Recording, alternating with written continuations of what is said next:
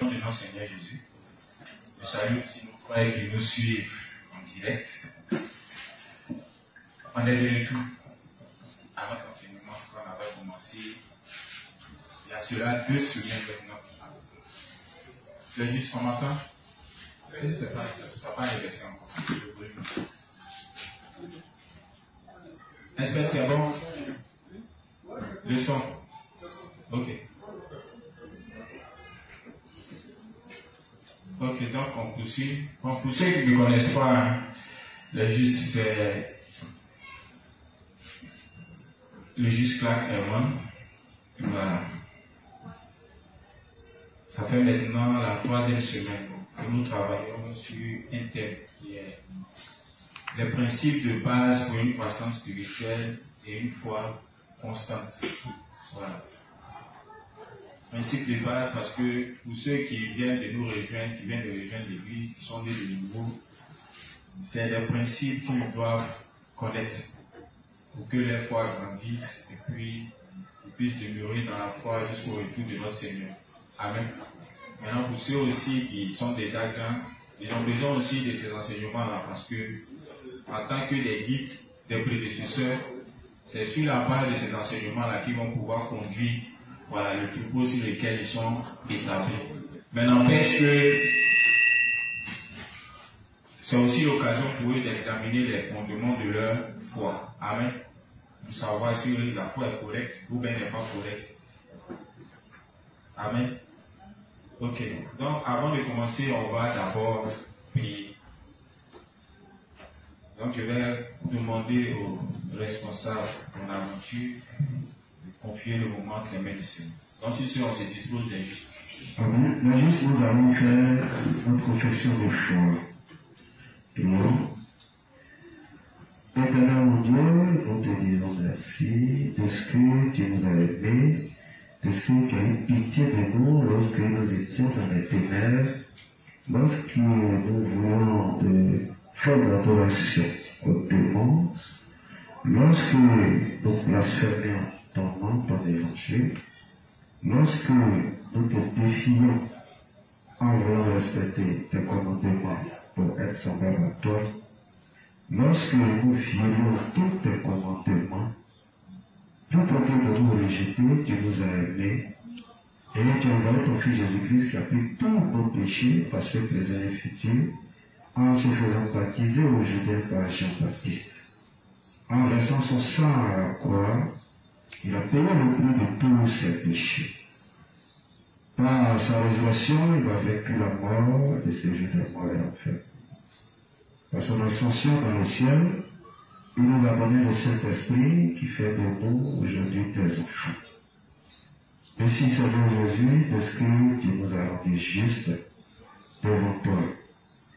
Merci Seigneur de ce que également tu nous as aussi ajouté à ton Église et que au travers des enseignements que nous recevons, nous nous examinons chaque jour et que nous réalisons nos imperfections, nous réalisons combien de fois nous sommes indignes, combien de fois nous sommes remplis de faiblesse. Seigneur, nous te rendons grâce encore une fois de plus de ce que, de ces faiblesses qui devaient nous détruire, tu les as aussi pris par ton Père et tu as payé le prix encore. Merci de ce que tu nous aides à reconnaître à chaque fois nos faiblesses.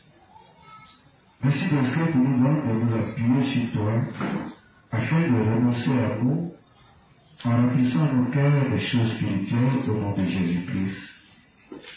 Amen. Seigneur, nous te disons merci de ce que tu as fait sur chacun de nous et que ce soir, tu nous as donné la force, le moyen de nous retrouver ici encore pour écouter ta parole. Merci pour ton serviteur, merci pour les paroles justes que tu as mis dans sa bouche. Merci de ce que tu as éloigné de lui toute forme de stress et de distraction. Merci également de ce que tu nous as donné à nous, qui assistons, qui écoutons, d'ouvrir nos cœurs à comprendre, à et accepter tout ce qu'il va nous enseigner et de le mettre en pratique dans nos vies de foi. Merci de ce que tu projettes nous utiliser après nous avoir formés par tes serviteurs. Au nom de Jésus. Amen. Amen. Merci, mon frère. Ok. C'est juste. Je sais que pour certains, ils savent que quand on commence le début de la semaine comme ça, c'est généralement le résumé. Donc, s'il devait venir dans 5 minutes, à faire le tour du quartier, on va arriver ici peut-être à 40, 50, souvent même là, à 20 heures là, il est sûr que la phase des révisions est déjà passée. Or, pourtant, c'est bénissant de revenir sur ce qui a été dit. Voilà.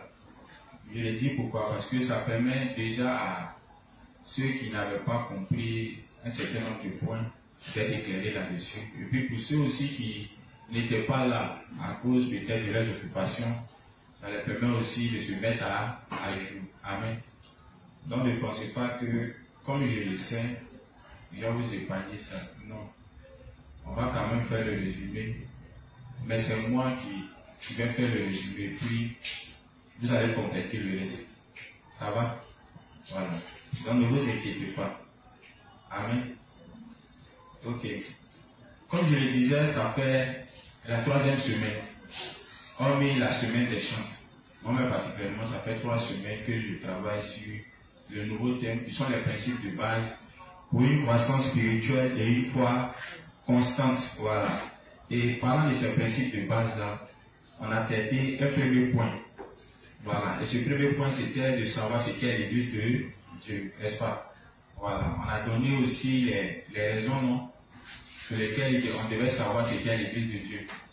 Et j'ai dit que c'était très capital parce que ça nous permettait de comprendre, voilà, toutes les informations qui suivent. Amen. Donc pourquoi est-ce qu'on devait savoir ce qu'est l'église de Dieu? C'est juste ça. Le reste, à moi, il y a mes oubliés. Voilà, je viens de venir sur les différents points. Mais au moins, l'idée générale là, qui nous pousse à savoir ce qu'est l'église là, qui se souvient de pourquoi on a étudié ça. Pourquoi on doit savoir ce qu'est l'église de Dieu? Il est juste. Et c'est que si vous savez ça, au moins le reste là, voilà, ça va vous permettre au moins de. Il est juste. Micro là, ça passe. Ça passe. Ok. Pourquoi on doit savoir ce qu'est l'église de Dieu? Il est juste. Pourquoi on doit savoir ce qu'est l'église de Dieu? Oui. Donc, même si la dernière fois j'ai dit que vous ne devez pas intervenir parce que vous faites un peu, cette semaine-là, vous pouvez le faire. Hein? Je vous inquiétez ça. Ok. Ensuite, tu as posé la question de savoir pourquoi on doit savoir ce qu'est l'église de Dieu. Oui. D'abord, il faudrait que nous sachions que lorsque nous naissons de nouveau, on doit forcément s'assembler, on doit se rattacher à une église. Et on ne doit pas se rattacher à n'importe quelle église. On doit savoir d'abord si l'église-là est vraiment approuvée par Dieu. Et les caractéristiques, comme vous avez dit, qui accompagnent cela vont nous permettre de savoir la véritable église de Dieu, afin de pouvoir s'unir à elle pour avoir une véritable foi, grandir dans la véritable foi jusqu'à l'avènement du Christ, jusqu'à la venue du Christ. Voilà, c'est ce que je comprends. Ok, merci. Merci. Quelqu'un d'autre? Ma question là, elle est logique. Hein? Parce qu'avant de faire toute chose, on doit savoir pourquoi on doit le faire. Amen. C'est comme quelqu'un qui doit aller à l'école. Si on lui dit tu vas à l'école pourquoi? Il va décider beaucoup de raisons, n'est-ce pas? C'est pareil. On nous dit de venir à l'église. Mais si on ne sait pas ce qu'est l'église de Dieu, est-ce que venir à l'église serait utile pour nous? Non. Et même du jour au lendemain, si quelqu'un nous croise dans la rue, il dit, mais toi-même là, tu crois en Jésus, on entend ça souvent. On n'est pas obligé de venir à l'église, tu peux rester à la maison et puis adorer ton Dieu, prier ton Dieu. C'est pas ce qu'on entend généralement. C'est un non-sens. Vivre sa vie de foi sans l'église, ce n'est pas encore chrétien. Et si ce n'est pas ce qu'est l'église. Voilà. Quelqu'un d'autre, lui, les raisons pour lesquelles on doit savoir ce qu'est l'église. Le frère a dit pour lui, donc depuis que vous venez à l'église, vous ne savez pas pourquoi. Alors, Pour moi, c'est que c'est... Pourquoi on doit savoir ce qu'est l'église de Dieu? Pour moi, pourquoi on doit savoir ce qu'est l'église de Dieu? Parce que c'est à travers l'église que nous avons les 2 tiers de bénédictions. À travers l'église que nous sommes bénis. Et puis l'église aussi, nous avons dit l'église aussi prend soin de nous. Car à chaque moment que nous avons des difficultés, nos parents ne sont pas les premiers. C'est au négocier. C'est l'église qui intervient d'abord avant que les parents viennent intervenir. Maintenant, bon, parlons de l'église, encore nous avons donné les caractéristiques de l'église de Dieu. Que quand on vient de nouveau, il est préférable de se détacher de l'église, l'ancienne église qu'on a nommée synagogue de Satan. Que c'est à travers l'église de Dieu, la véritable église de Dieu, que nous devons être unis afin de pouvoir nourrir nos foi et grandir spirituellement.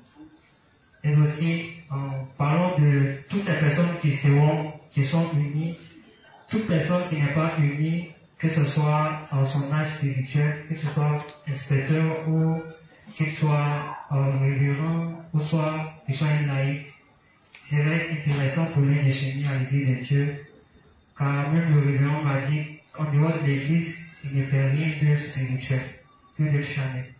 Donc c'est un peu ce qu'il veut dire. Merci. Merci, juste. Ok, les juste. Donc, on doit savoir ce qu'est l'église parce que on nous demande d'être unis à l'église, n'est-ce pas? Voilà. On nous demande d'être unis à l'église. Donc, le fait qu'on nous dise ça, il ne faudrait pas que derrière on puisse toujours nous poursuivre, pouvoir nous unir à cette église. Voilà.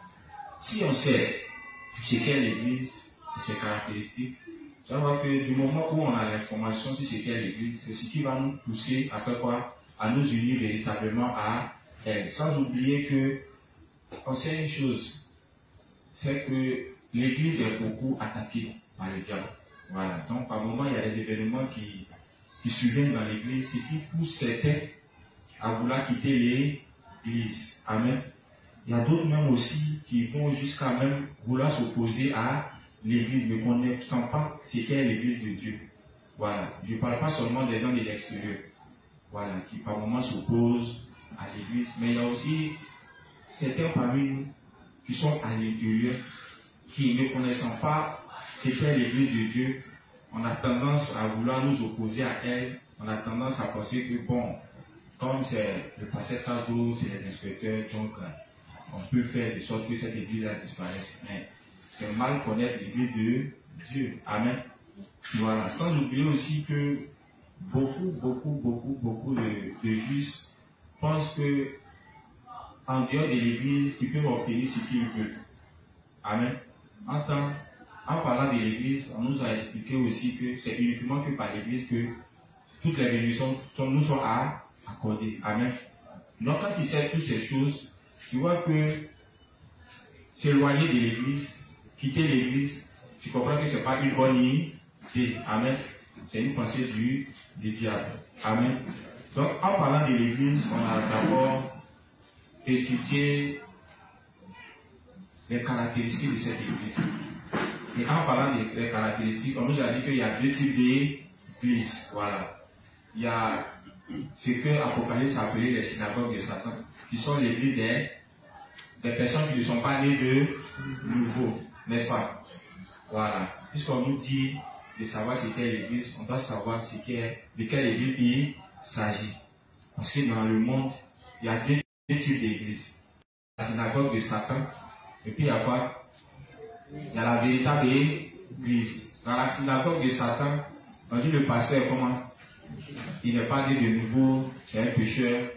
Sa femme est pécheresse.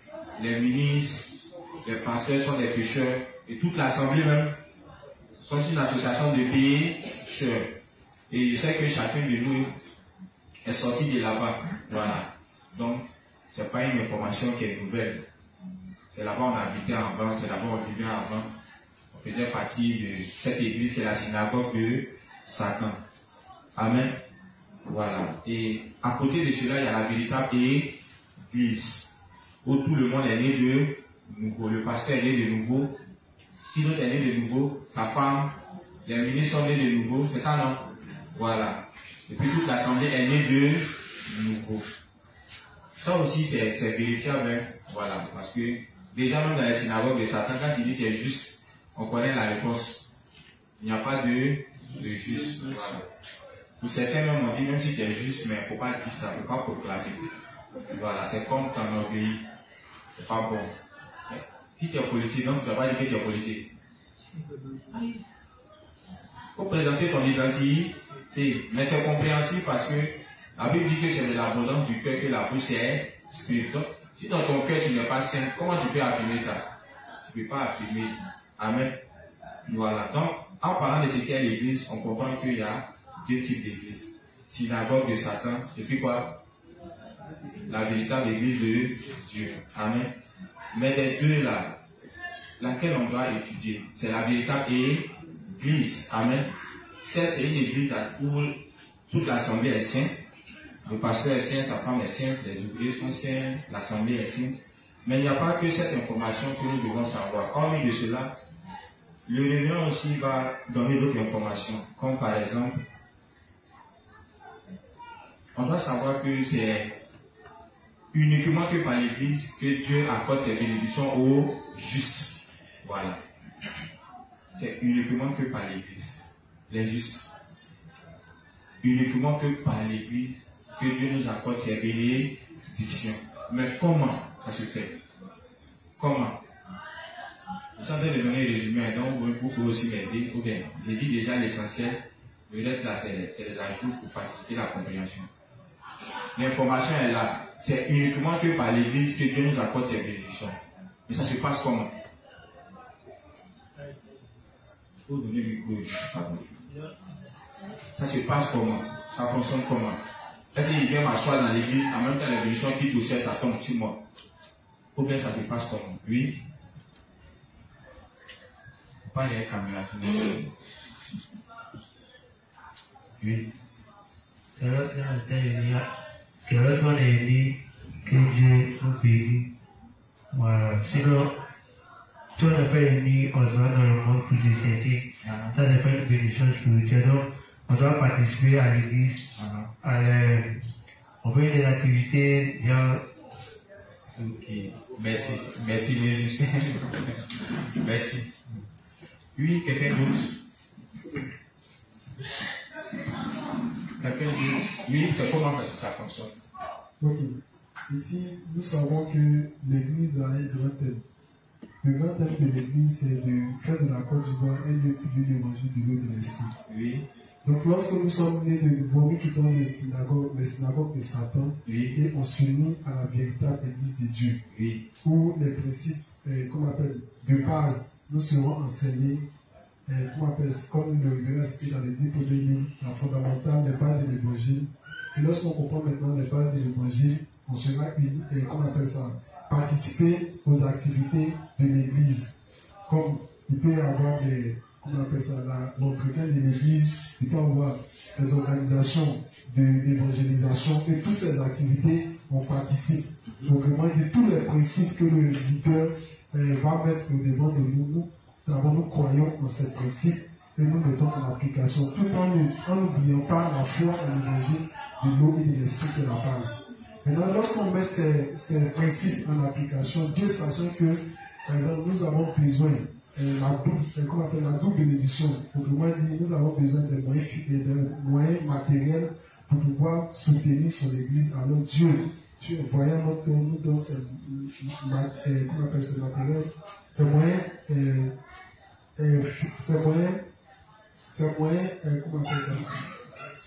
moyens financiers ainsi que d'autres moyens de pouvoir soutenir nous. Voilà. Merci mon frère. Oui, quelqu'un d'autre? La juste, avait levé ta main. Ok, la juste veut parler aussi. La juste, dites ce que vous savez. Voilà, dites ce que vous savez. Et vous, je n'ai pas. Bonsoir les saints, c'est la juste Flore. Ok. On est béni par l'Église lorsqu'on fait ce qu'elle nous demande. Tel que Jacob a écouté sa mère, Dieu a vu aussi Abraham qui a été béni à cause de ça. Amen. Juste, ça va? Juste, ça va? Voilà. l'église, Dieu dit, c'est par elle qu'on reçoit toutes les bénédictions qui viennent de Dieu. Ce qui est bien à dire, qu'en dehors de l'église, Dieu ne peut pas nous accorder ses bénédictions. C'est quand on est dans l'église qu'il nous accorde ses bénédictions. Mais comment on reçoit ces bénédictions? Comme elle a dit, c'est lorsqu'on obéit à tout ce que l'église nous donne comme instruction. Amen. Je vais prendre un cas pratique. Concernant les bénédictions spirituelles, comment on a pu grandir spirituellement ici? C'est quand l'église nous a demandé de faire quoi? De lire nos livres, c'est ça non? D'être une autre activité spirituelle, c'est ça non? Voilà, de faire des fonds assistés, n'est-ce pas? Donc, vous voyez qu'en essayant d'obéir aux instructions qui nous sont données par l'église, c'est pas ces moyens-là qu'on a pu faire quoi? On a pu grandir spirituellement. Vous comprenez, non? Voilà. Autre chose, il y a des enseignements qui nous sont donnés sur l'économie, par exemple. Voilà. Comment le juste doit dépenser son argent. Et pourquoi même il va travailler ou bien il va entreprendre. Quand tu suis toutes les instructions qui sont données et que tu utilises ton argent pour l'œuvre, Dieu dit en retour fait quoi? Il t'apporte beaucoup de bénédictions. Donc même les bénédictions financières, si tu suis ce que l'église te donne comme instruction, tu vas réussir forcément. Amen. Donc les bénédictions sont là. Ça fait quoi? Ça nous attend. L'église aussi est là pour nous donner des instructions. Il y a des personnes qui obéissent sans réfléchir. Et même quand leur foi n'est pas aussi grande, on voit les résultats. C'est que les bénédictions commencent à faire quoi? À couler sur leur vie. Amen. Le problème, c'est pas que tu grandisses en connaissance. Non. Tu peux avoir la connaissance. Mais si tu n'obéis pas aux instructions qui sont données par l'église, en dépit de ta connaissance, tu vois que la bénédiction ne va pas tomber. C'est vrai, tu pourras faire l'œuvre, mais les bénédictions même qui sont données au travers des instructions que l'église nous donne là, tu ne vas pas les recevoir. Amen. Voilà. Donc, Dieu nous accorde ces bénédictions. Les bénédictions sont disponibles. Amen. Mais une chose que Dieu attend, c'est que on obéit à toutes les instructions qui nous sont données dans l'église de Dieu. Amen. Aussi longtemps qu'on croit à ces instructions comme étant la parole de Dieu, aussi longtemps qu'on obéit à ces instructions, les bénédictions qui sont rattachées à chaque instruction, va faire quoi? Ça va se déverser sur notre vie. Amen. Donc on retient une chose. L'église, c'est par elle uniquement que Dieu fait quoi? Il nous accorde ses bénédictions. Ça va. Donc un saint qui pense qu'il peut être béni en dehors de l'église, en dehors des instructions que l'église donne, il doit savoir que sa foi n'est pas correcte. Il pourra faire 10 ans, 20 ans dans l'église.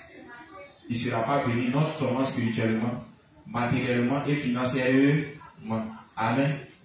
Mais si le juste, à partir de ces principes-là, comprend que tout ce que l'église lui donne comme instruction, c'est derrière se cache ses bénédictions, alors, d'avoir que toutes ces instructions-là, il pourra les prendre à cœur, il pourra les prendre au sérieux. Il pourra se soumettre à ça. Amen. Voilà. C'est comme par exemple, parlant du mariage. Voilà. L'Église a donné des instructions concernant le mariage. Sur quoi le juge doit se baser pour se marier. Amen. On nous a dit de prendre une sœur juste non. De prendre aussi une sœur qui calcule dans la perspective spirituelle. On nous a aussi dit de faire quoi? D'avoir un jardin. Bon, c'est toutes ces informations-là. Toi, le juste, tu veux avoir une femme et un foyer béni, tant spirituellement, matériellement et financièrement. Il suffit de suivre seulement. Tu vas voir dans ton foyer, tu auras la paix. Bon, imagine le juste qui ne suit pas ses instructions. Il ne prend pas la peine de chercher un jardin d'abord pour pouvoir prendre une conjointe. Il s'élève, bon, parce que ses appétits sexuels ont commencé à déborder. Il s'élève, il prend une femme comme ça alors qu'il n'a rien. Et puis ils sont ensemble. Mais tu vas souffrir. Tu vas souffrir. Ceux qui sont dans le foyer, ils savent qu'un foyer sans finance, il y a toujours la guerre là-bas. Si tu n'as pas bien fait, ils vont prendre ma mythe et lancer ça sur ta tête. Et j'ai apprécié le témoignage d'une soeur ici. Elle a dit, c'est après les 3 enseignements des inspecteurs, c'est dit. Elle a dit ouvertement Quand c'est chaud, elle devient nerveuse. Elle n'est pas contente de son mari. Mais c'est la vérité. Le révérend dit quand c'est chaud, le couple se charge mal. Donc, pour ne pas que tu arrives à ça, l'église te prévient pour te dire champion. Il faut chercher l'argent. Cherche l'argent. La Bible même est ferme là-dessus. Il y a 3 choses que la femme ne doit pas manquer. Le vêtement, la nourriture, le droit conjugal.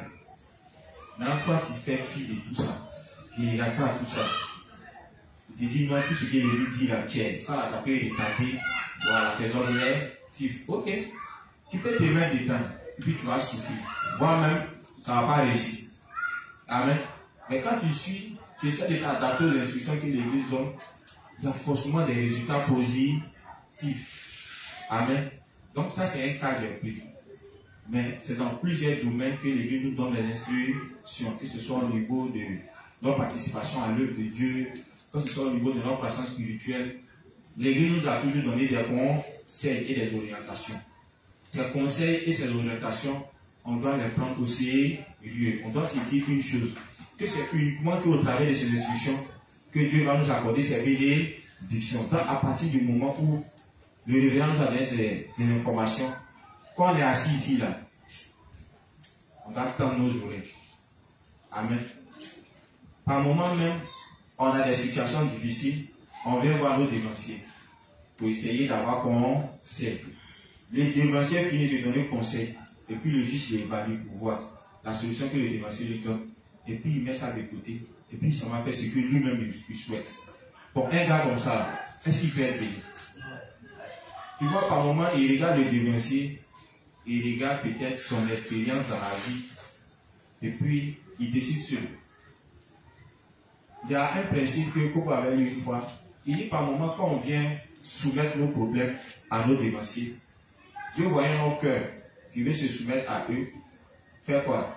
La solution à ton problème, elle fait quoi?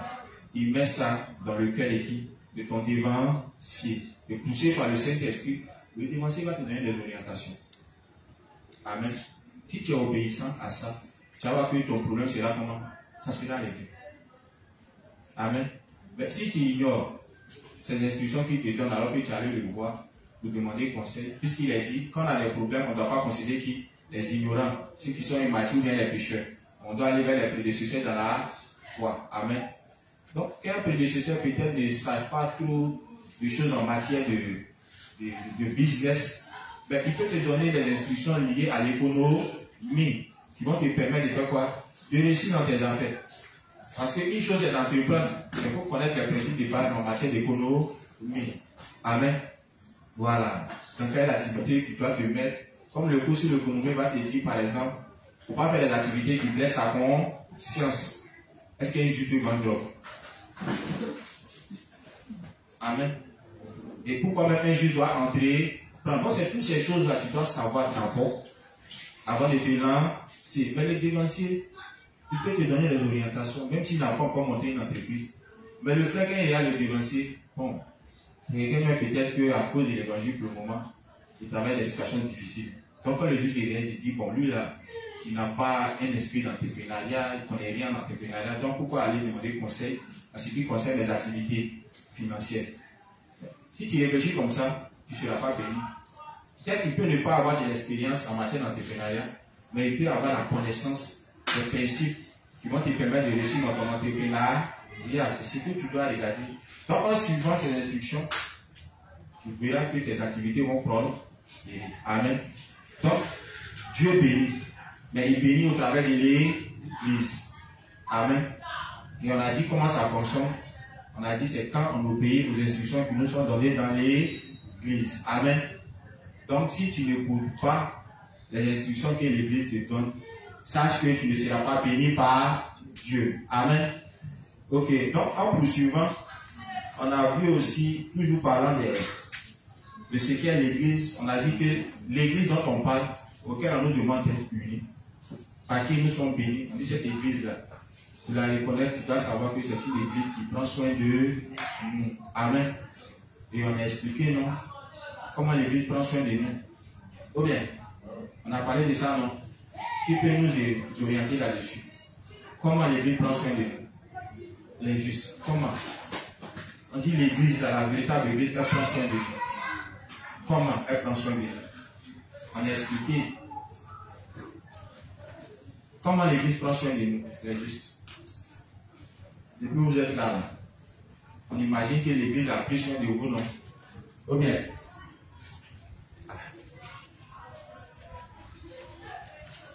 L'église prend soin de nous. Comment? Oui. Bonsoir les justes. Bonsoir, je suis le juge Charlie. Vous avez bien dit que l'église prend soin de nous dans la mesure où elle prend soin de notre santé, oui, avec les jeux et loisirs. Oui, tout ça. On a aussi dit que l'église prend soin de nous par aussi les enseignements que nous recevons chaque soir et dimanche. Donc elle prend soin de notre foi. Oui. Voilà, c'est un peu ce que j'ai pu comprendre. Merci. Qui peut ajouter au peu que le juge a donné? Qui peut ajouter? Il a donné au moins 2. Moi, j'ai ajouté un peu. Si on est malade là, l'église nous montre comment on doit se soigner. Ou bien, on nous a déjà donné l'information que la médecine moderne est limitée. Amen. Donc, pour nos mots là, il y a lieu qu'on aille à l'hôpital pour d'abord diagnostiquer le mal. Et puis par la suite, l'église aussi a mis sur place comment on appelle ça, une pharmacie traditionnelle pour les justes. Non seulement les médicaments sont à moins de coût, mais poussés par le Saint-Esprit, Dieu a permis qu'on ait de bons remèdes qui nous traitent. Amen. Au moment même si c'est trop sur le juste, l'église va souvent faire des dons. Ou bien, à certains frères qui sont dans le pays besoin. J'ai dit un peu aussi. Et d'autres, l'église prend soin de nous. Quand on a des difficultés, l'église fait quoi? L'église prie pour nous, n'est-ce pas? Voilà. Tout ça font partie des soins que l'église nous apporte. Je disais aussi que par moment, quand on a des situations difficiles qu'on traverse, exemple, un juge par exemple qui allait voler l'eau, la seule ici l'a attrapé, il doit payer au moins 400 000. Je disais comme ça, quand bien même que ses parents sont là, quand il a des problèmes comme ça, là, il connaît le numéro des dévanciers. Et généralement, c'est l'église, c'est les dévanciers qui vont en aide à ce frère-là, au point même de dépousser ce montant pour pouvoir le sortir de cette situation. Ça, on a beaucoup vécu ça ici. Amen. Donc, l'église prend soin de nous. Oui, il y a la mère qui veut parler. Dites, l'église a pris soin de vous. Dites ce que l'église a fait pour vous qui rentrent dans le cadre de ce principe-là. Combien l'église n'a pas pris soin de vous? Bon, pour ma part, l'église prend soin de nous en nous guidant dans les principes. C'est ça. Parce que c'est quand tu es en train de traverser une épreuve que quand tu te remets en toi-même, tu es devant les principes, tu vois que en les appliquant, ta vie de foi va de l'avant. Amen. Donc c'est ce que j'avais ajouté. Amen. L'église prend soin de nous. Vous voyez que chaque jour, les dévanciers étudient, les dévanciers lisent des livres qui sont déjà à notre disposition, dont nous ne prenons pas la peine de lire. Ou bien, j'essaie de faire ressortir des thèmes qui peuvent nous aider à grandir spirituellement. Amen. Et on voit que il y a des programmes qui sont établis pour pouvoir recevoir tous ces enseignements, n'est-ce pas? Voilà, c'est des choses que normalement on pouvait faire seul, ou bien on devait faire seul. Mais l'église même là fait le travail à notre place, et puis vient nous donner en quelque sorte le résumé, voilà, des choses pour nous faciliter la compréhension et puis nous faciliter les choses. L'église a pris soin de vous. Dites-moi, en parlant de l'église, prends soin de nous. Qu'est-ce que l'église a fait pour vous qui rentre dans ce cadre-là? Pour qu'au moins les justes comprennent, quand on dit l'église prend soin de nous, là, ça signifie quoi? Oui, la sœur dit, oui, la sœur a dit l'église lui donne des enseignements qui sont basés sur la parole de Dieu. Bonsoir. Oui. On dit l'église prend soin de nous aussi quand on est malade. Oui. Ils nous rendent visite. C'est ça même. Ils nous soutiennent. C'est ça même. Moralement, oui. Financièrement. C'est ça. En tout cas, quand on paie aussi nos parents sont avec nous. Faut dire encore, la justice. Tout ça, l'église fait ça pour nous. Oui. Parce que c'est des choses à savoir.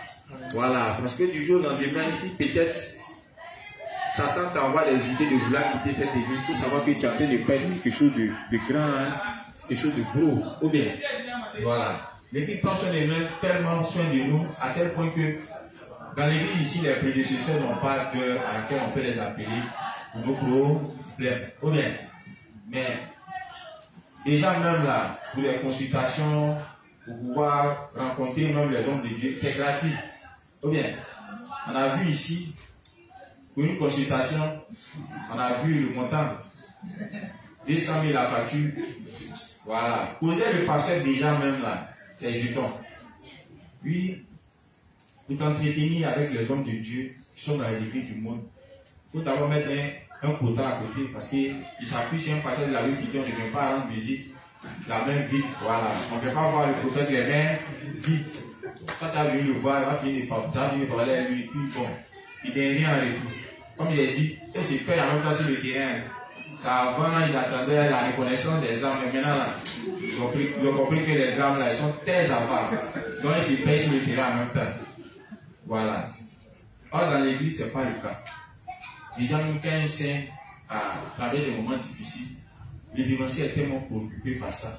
Ça fait qu'il cherche plus ou moins de trouver des solutions pour que l'âme au moins, comment on appelle son problème, soit résolu. Amen. C'est ça. On a compris les justes. Okay. Donc, on a dit l'église prend soin de nous. On a aussi dit que cette église-là, Dieu lui a attribué une mission qui était de faire quoi? Qui était de sauver les âmes. Amen. Voilà. Cette mission n'a pas été donnée à n'importe quelle église, surtout à la synagogue de Satan. C'est vrai, ils sortent à l'évangéliser, mais leur évangile ne peut pas accorder la rémission des péchés, parce que le résultat de tout, c'est qu'ils sont toujours liés par quoi? Par les péchés. Et ce qui découle de cela, c'est les prières de repentance. En tant la véritable église, quand elle t'accorde la rémission des péchés, c'est éternellement. Au point que même pour tes péchés quotidiens, elle te rassure aussi que ces péchés sont déjà expiés par la confession de foi. Amen. Qui est là pour confirmer le pardon de tes péchés. Ce n'est pas là pour effacer les péchés. Hein. Ça confirme le pardon de tes péchés.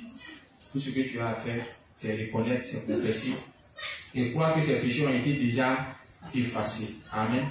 Donc cette église-là, auquel on est réuni, auquel on est attaché, cette église a pour mission de faire quoi?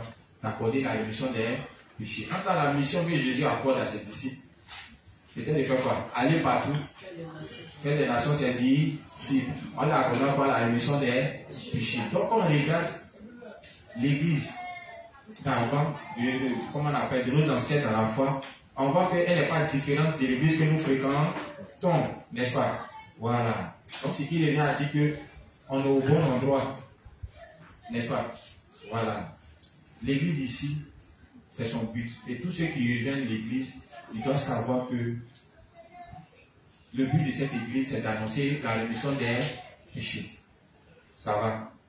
Le but même d'un juste, c'est de faire quoi? C'est de prêcher l'évangile, n'est-ce pas? C'est pourquoi Dieu nous accorde des talents. Même si les talents sont divers, mais l'objectif de chaque talent, c'est de faire quoi? C'est d'accorder la rémission des péchés. Même quand tu donnes ton argent ne sert pas à entretenir un homme de Dieu. Ton argent sert à aller sauver les âmes. Même nos prières. Ça sert, n'est-ce pas? Même quand on vient ici balayer dans la salle, tout ça, ça sert à ça parce que on doit s'asseoir dans un cadre qui est un peu sain et puis apprendre. Tu vois un peu, non? Donc, ne nous disons pas que tout ce qu'on fait là, ça ne contribue pas au salut des gens. Ça contribue. Amen. Donc, si normalement, tu dois chercher une église, tu dois chercher une église qui est conforme à l'église de, comment on appelle, de nos ancêtres, qui avait pour but de faire quoi? D'accorder la rémission des péchés. Amen. Ok. Donc, hormis la mission de l'église, on a aussi parlé de ceux qui s'opposent à cette église. Voilà. L'église auquel on nous demande de nous unir. L'église qui nous accorde ses bénédictions, l'église qui a pour but d'accorder la rémission des péchés. Cette église-là, on dit, tous ceux qui vont s'opposer à cette église seront comment? Ils seront maudits. Voilà. Et en parlant de ceux qui s'opposent, j'ai dit il y a deux catégories de personnes. Il y a ceux qui sont hors de l'église, c'est-à-dire qui ne sont pas justes, qui persécutent les saints ainsi que l'église, mais il y a aussi les justes même qui sont dans l'église, qui par moments trompés par le diable, vont commencer à faire quoi? À vouloir s'opposer à l'église. Pour ces personnes-là, voici l'information. Pour nous autres aussi, peut-être qui ne sont pas encore arrivés à ce stade de nous opposer à l'église, cette information-là doit nous aider à faire quoi? À éviter cela. Parce que le révérend déjà nous donne quoi? Les conséquences, n'est-ce pas? Il nous montre les conséquences. S'il arrive un jour que Satan pose dans ta tête, en te disant de t'opposer à l'église, souviens-toi de ce principe. Sache que Satan est en train de faire quoi? Il est en train de te pousser à quoi? Vers la malédiction. Ça vous dit aussi que Dieu veille sur son église. Ou bien, Dieu veille sur son église. Dieu prend soin de son église. Puisque l'église est quoi? L'église est son corps. Et il est aussi la tête de l'église. Donc s'opposer à l'église, c'est s'opposer à qui? Oui, c'est s'opposer à Christ. Donc c'est directement avec Christ en train de te battre. Ou bien, donc il faut savoir à qui tu as affaire. C'est parce qu'on ne sait pas ce qu'est l'église qu'on a tendance à vouloir s'opposer à l'église, ignorant que l'église même là, c'est Christ. C'est le corps du Christ et c'est lui-même qui est le chef. Donc si tu as des informations, quand Satan t'envoie des pensées, disant qu'il faut t'opposer à l'église, tu dois savoir à qui tu as affaire. Tu dois savoir que c'est à Christ que tu es en train de t'opposer. Donc si ça arrive, tu dois t'appuyer sur ce principe pour dire non, je peux tout faire. C'est mieux même que je quitte l'église sans pour autant m'opposer à elle. Parce que s'opposer, en parlant des conséquences, en parlant des malédictions, elles sont diverses. Hein. Voilà. On a vu par exemple la boulangerie d'une dame qui s'opposait à l'église. Qu'est-ce qui s'est passé? Qu'est-ce qui s'est passé? Pour ceux qui savent. Ça a pris feu, non? Et tout son business est tombé à l'eau. Rien comme ça. Et le frère David même est un témoin. Tu veux qu'on y en parle? Ça y est pas. Il y a un témoignage. On était au Maroc. Et son grand frère qui s'opposait carrément à comment on appelle, à nos réunions. Au point même quand les soirs on vient, à un moment on les salue. Et il essaie d'avoir des histoires avec nous. Non, quand on vient, on ne les salue pas. Il montait le papa, père à son âme, qui est décédé. Il montait le vieux pour que le vieux prenne une décision de nous chasser de là-bas. Il faisait tout pour monter les voisins pour qu'on arrête de nous unir là-bas. En ce temps, c'était toujours l'inspecteur Romy et puis le père Salomon. On ne les gêne pas. Les maisons sont là. Et puis il y a l'hangar. Pour ceux qui sont allés au funérail, vous avez vu, non? Il y a un hangar un peu éloigné. On ne fait pas bruit, on ne chante pas. Il n'y a pas de micro. L'inspecteur vient puis il donne l'enseignement sans micro. Mais le gars, là, il nous déteste. Non seulement il n'aime pas, il n'accepte pas l'évangile, mais il n'aime pas notre évangile, et puis il n'aime pas même les justes. Bon, avec le temps, on a prié. À un moment, ça allait tout, donc on a fait notre prière. Bizarrement, il a rencontré quelqu'un avec qui il s'est lancé dans des affaires. Voilà. Et le gars était en prison, non? Et puis, il gérait ses business. Et puis, c'est comme ça, il a reçu des investissements de la part de certaines personnes. Et l'argent, là, ils ont bouffé. Donc, les gars, là, ils l'ont convoqué. Actuellement, il est en prison. Quand tu le vois, il est en forme. Tu vois comment David est en forme quand il était là. Quand il était en forme, quand il était un gros vent. Maintenant, il a la tablette. Il a la tablette. Il est en prison là. Ça me fait mal parce que le vieux même est décédé. Il n'a même pas pu sortir, participer au funérail. Vous voyez combien de fois Dieu, quand il se déverse sur toi, tu vas sentir ça. Et ça, c'est pas pour maintenant qu'il va sortir. Ça fait mal. Mais, à un moment, ça nous permet aussi de voir que la parole que nous enseignons, elle est vraie. Amen. Donc, au vu de tous ces témoignages-là, les justifications que ce qu'on a fait de dire, ce n'est pas de l'amusement. Ou bien aussi, vous pouvez essayer. Hein, vous pouvez essayer. Oui, parce que vos expériences aussi, là, ça nous aide à affermir notre foi. Ou bien, oui, ça nous aide à affermir notre foi. Parce que par moment, il faut que ça arrive, que tu comprennes que c'est qu'on dit tout le temps, c'est pas du jeu. Voilà. Ce qui est bizarre, c'est que généralement, quand on donne les enseignements ici, les gens se disent, oh, ça là, c'est bon. Moi, j'aime plus les résultats. Voilà. Quand ça arrive, un frère, ça affermit encore plus la foi. Sérieux, ça affermit encore plus la foi. Donc, essayez. Essayez, et puis on verra. Donc, ça, c'était concernant ce qu'est l'église de Dieu. Amen.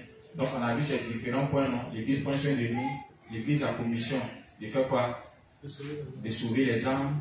L'église aussi est protégée par Dieu au point que tous ceux qui s'opposent à elle sont maudits. On a dit aussi que c'est par l'église uniquement qu'on reçoit les bénédictions de Dieu. Et que cette église-là, elle est différente des églises du monde qui sont les synagogues de Satan, où le pasteur, femme du pasteur, même l'assemblée sont des pécheurs. Amen. On a vu aussi un deuxième point, qui était l'union à cette église. Amen. L'église dont on a vu les caractéristiques. On nous demande de nous unir à elle. Allô. On nous demande d'être unis à elle. Amen. Voilà. Donc le révérend nous a donné des informations en ce qui concerne l'union à l'église. Comment savoir que je suis uni? Comment savoir que je suis dans l'église? On avait vu ça, non? Mais juste. Voilà. Et en parlant de ça, on nous a dit que la première des choses qu'on doit savoir, c'est que ça passe pas toujours, le juste. Allô, ça passe pas. Allô.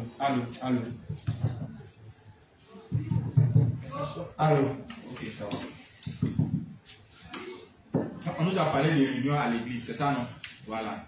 Le révérend disait comme ça que recevoir la rémission des péchés n'est pas la seule chose, n'est-ce pas? Qu'après cela, il nous fallait faire quoi?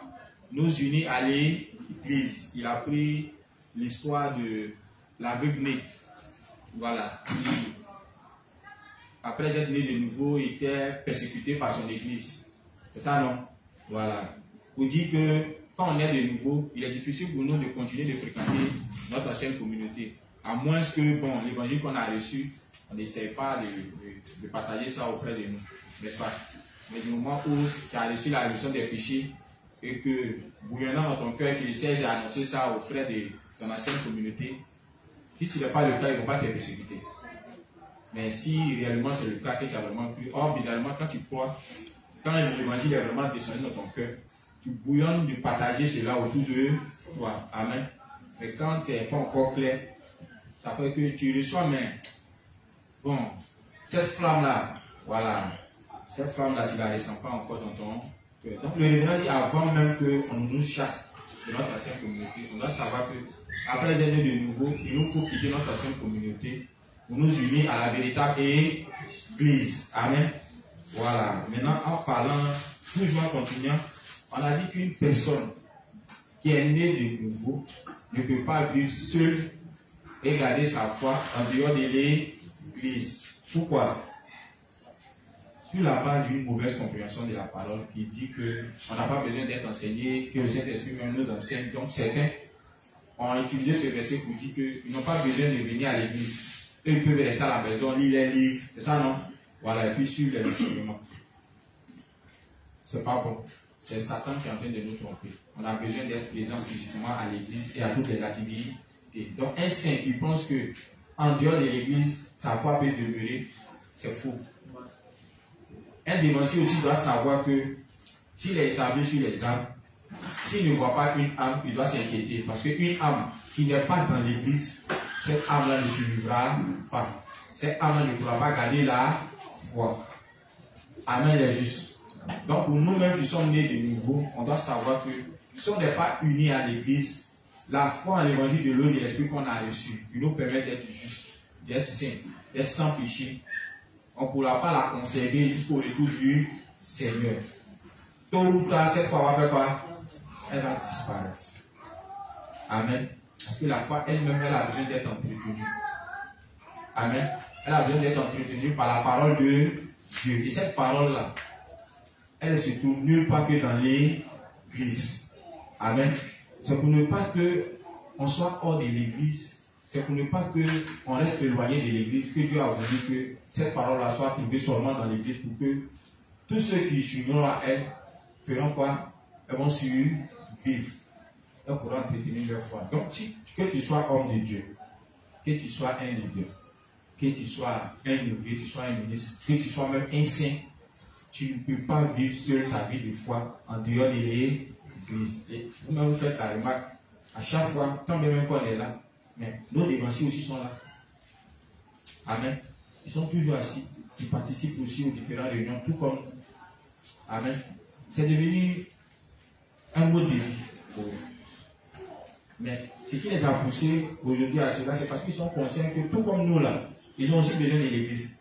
Ils ont aussi besoin des enseignements qui sont donnés dans l'Église pour entretenir leur foi. Amen. Le révérend même dit que lui aussi il a besoin des personnes pour lui donner des enseignements. Amen.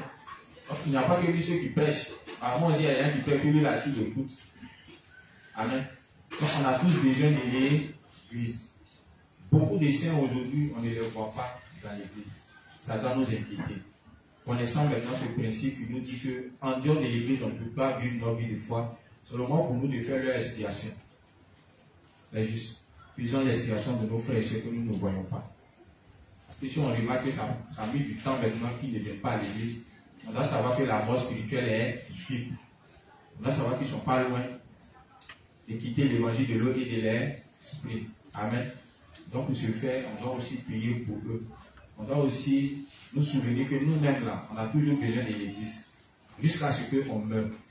Voilà. Donc, pour ceux aussi qui vont vivre jusqu'au retour du Seigneur, qu'ils sachent qu'ils ont besoin toujours de l'Église jusqu'au retour du Seigneur. Parce que c'est grâce à cette Église-là qu'on arrive à maintenir notre foi au travers de la parole. Amen. Voilà. Il disait aussi, pour les dévanciers aussi, ils ont besoin aussi de savoir ça. Parce qu'un dévancier qui est établi sur les âmes, souvent on ne voit pas les âmes. Ça fait au moins une semaine, ça fait au moins 2 ou 3 jours, et puis ça ne nous inquiète pas. De toute façon, j'ai dit que bon, même étant là-bas, on peut toujours garder la foi en l'évangile de l'eau et de l'esprit. Le révérend dit que ce n'est pas possible. Il ne faut pas aussi qu'on se limite, voilà, aux arguments que les âmes nous donnent. Non, pas ça, c'est rien, où je suis là, ça va.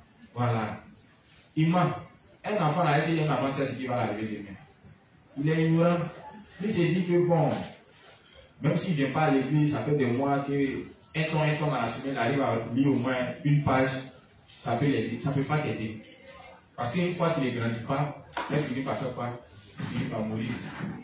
Je disais aussi qu'il ne faudrait pas que, bon, on se contente aussi des propos des personnes qui disent non, je suis le culte en direct. On a reçu un témoignage non, de la sœur aux États-Unis. Voilà. C'est pas évident.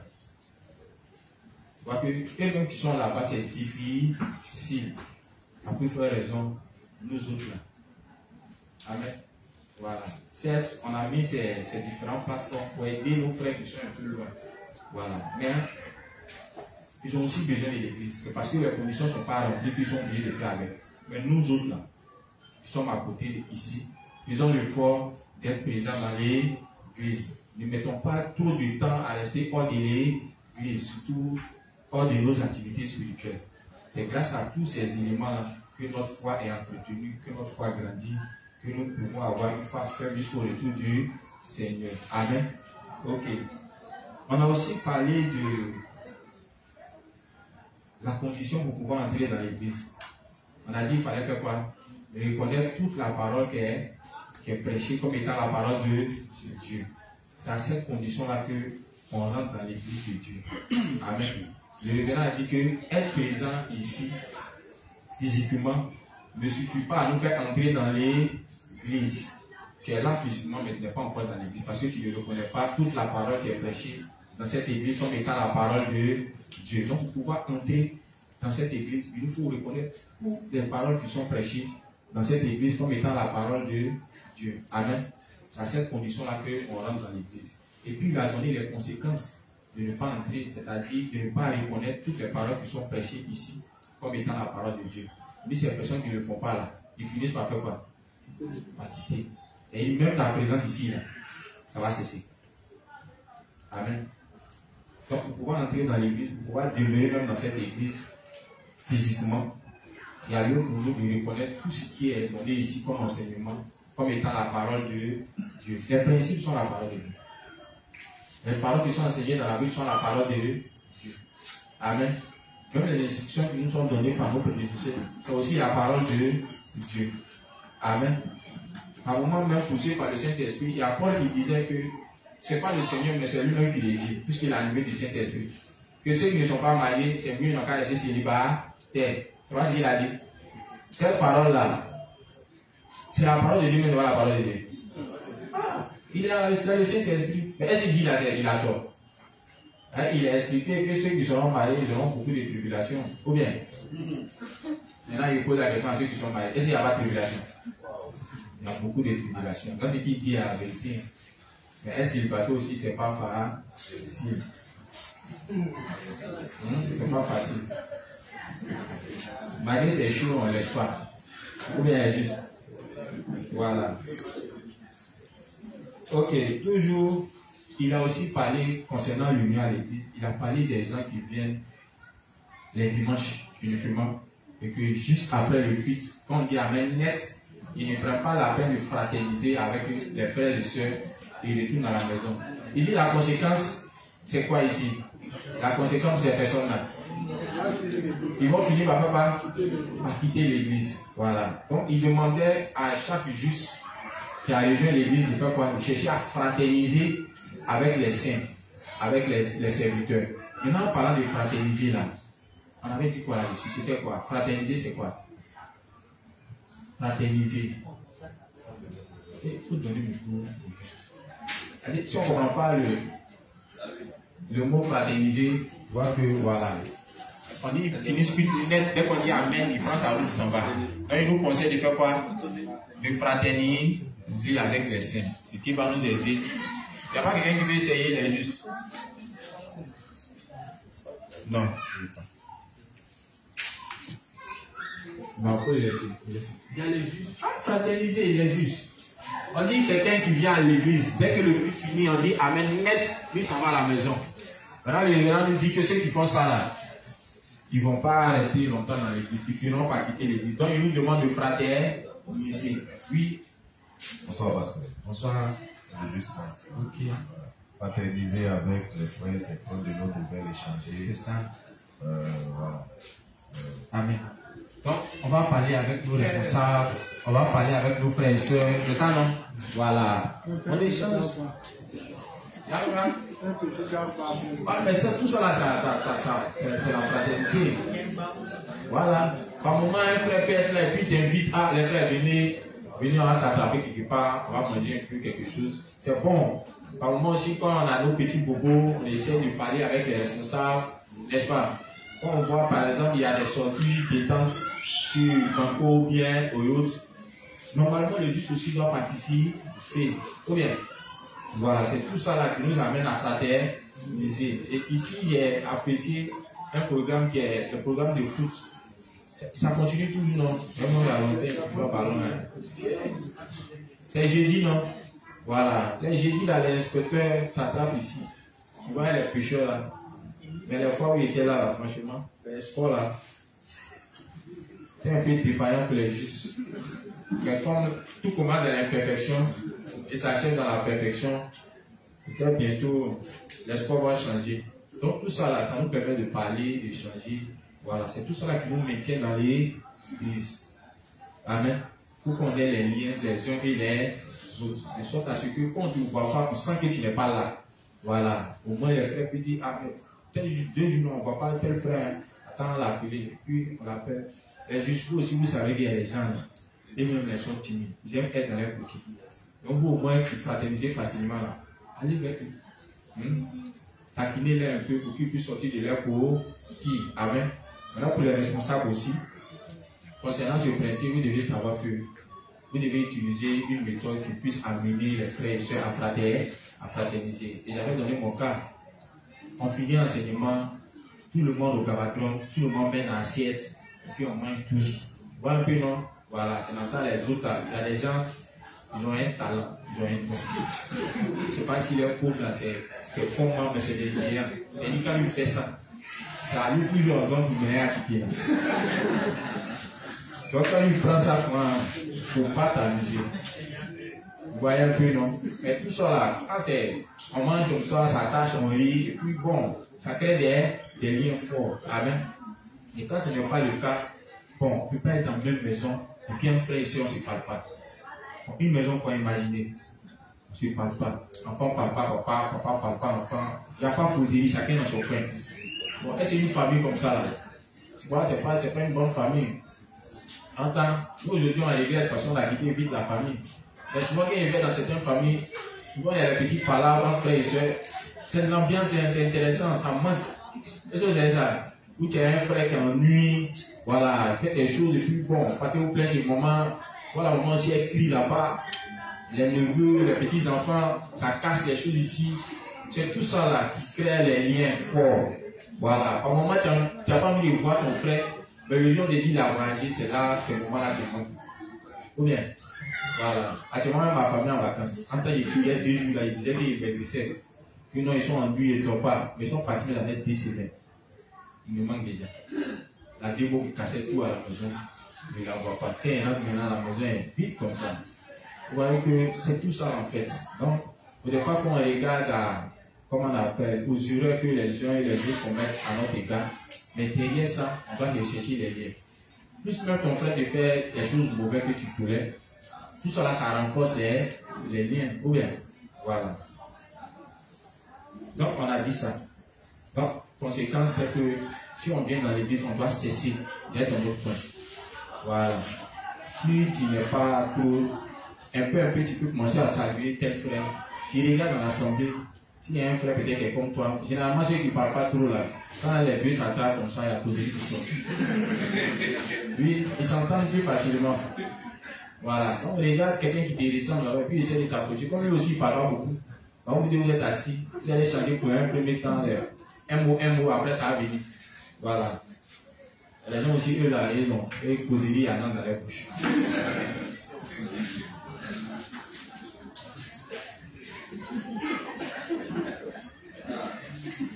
Ok.